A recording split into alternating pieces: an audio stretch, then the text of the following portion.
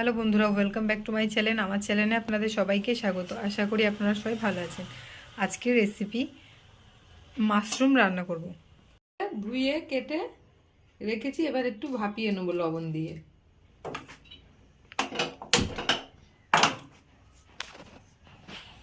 জল দিলাম, একটু ভাপিয়ে নেবো, অল্প ভাপাবো, বেশি না। আর পেঁয়াজ কেটে রেখেছি, এখানে আলু কেটে রেখেছি, এই যে মশলা বেটে রেখেছি, এতে আছে আদা, রসুন, লঙ্কা, জিরে আর টমেটো একটা পেস্ট করা হয়ে গেছে। এবার নামিয়ে আরেকটু ধুয়ে নেবো, একটু ভাপিয়ে নিলে নোংরাগুলো সব ধুয়ে যায়।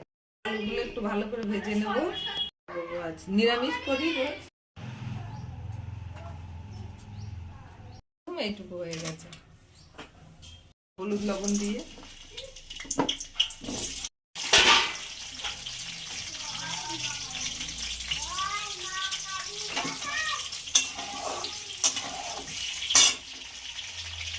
অল্প একটু লবণ দিলাম, অল্প একটু হলুদ দিলাম, একটু লাল করে ভেজে নেবো, তারপরে সব মশলাপাতি দিব।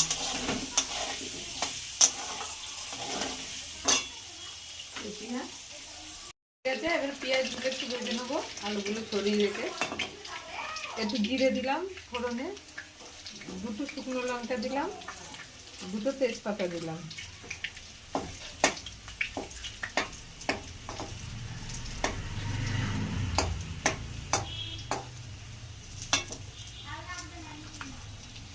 পেঁয়াজগুলো একটু ভেজে নেবো লাল করে।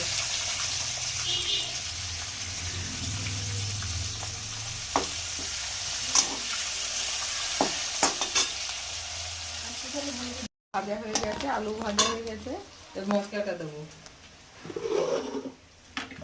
মশলাটা দিয়ে দিলাম, আদা, রসুন, পেঁয়াজ, শুকনো লঙ্কা, কাঁচা লঙ্কা, জিরে বাটা, একটা টমেটো বাটা আছে। লবণ দিলাম, হলুদ দিলাম, একটু চিনি দিলাম। এবার মাশরুমগুলো দিয়ে দেবো, দিয়ে ভালো করে কষিয়ে নেবো।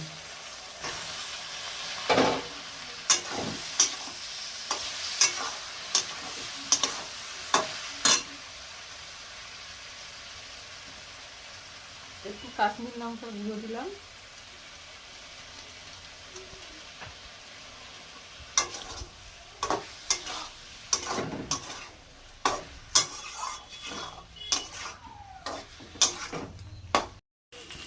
একটু মিট মশলা দিয়ে দিলাম, আর একটু কষাবো মিট মশলাটা দেওয়ার পরে।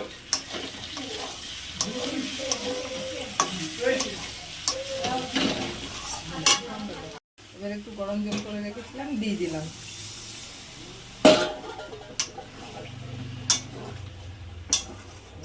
এবার একটু গরম মশলা দিলাম, দিয়ে নামিয়ে দেবো।